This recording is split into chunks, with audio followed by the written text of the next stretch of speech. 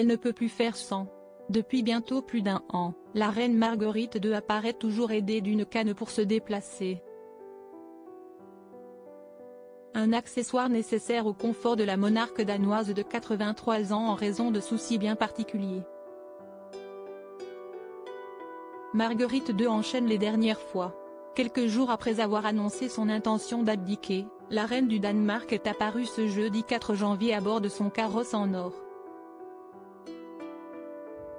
Et sur le trajet qui l'emmenait du palais d'Amalienborg au château de Christiansborg, la monarque de 83 ans a été acclamée chaleureusement par la foule. Arrivée sur les lieux où avait lieu la dernière salve des salutations de Nouvel An, la mère du prince héritier Frédéric de Danemark s'est aidée d'une canne pour se déplacer. Un accessoire qui l'accompagne depuis désormais plus d'un an. Souffrant de douleurs au dos depuis longtemps, Marguerite II a dû subir en février 2023 une opération pour la soulager, 20 ans après une première intervention chirurgicale sur le canal lombaire. Opérée au Rigshospitalet de Copenhague, la reine devait suivre une longue période de convalescence et de rééducation, avait indiqué le palais. Elle avait donc pu compter sur son fils Frédéric et sa sœur Bénédicte pour assurer la régence. La décision radicale prise par Marguerite II après son opération du dos aidé de sa canne, la reine du Danemark semblait aller beaucoup mieux les mois qui ont suivi son opération.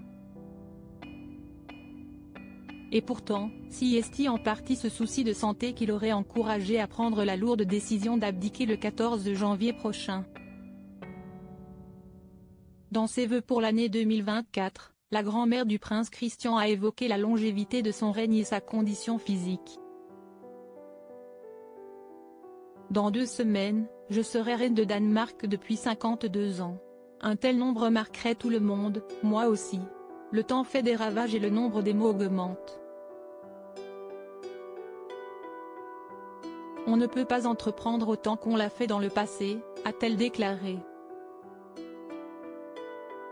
En février de cette année, j'ai subi une importante opération au dos. Tout s'est bien passé, grâce au personnel de santé compétent qui s'est occupé de moi. Si l'intervention a été un succès, elle l'a cependant poussé à se questionner sur la suite. Inévitablement, l'opération a donné lieu à des réflexions sur l'avenir. Le moment serait-il venu de transmettre la responsabilité à la génération suivante? J'ai décidé que c'était le bon moment, a-t-elle confié. Dans quelques jours, elle remettra, comme elle l'a dit, le trône à son fils, le prince héritier Frédéric, qui deviendra alors Frédéric X, et son épouse, l'Australienne Mary Donaldson.